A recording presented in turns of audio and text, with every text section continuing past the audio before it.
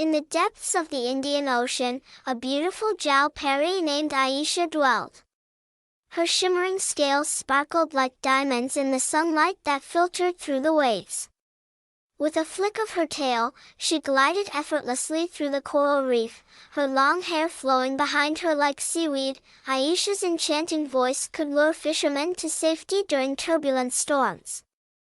One fateful evening, a young sailor named Rohan stumbled upon her while stranded on a rocky outcrop. Entranced by her melody, he forgot his fears. Aisha took pity on him and guided him back to shore. From that day on, Rohan returned to the ocean, hoping to catch a glimpse of the Jalpari. Aisha, too, longed to see him, and their secret meetings became the stuff of local legend.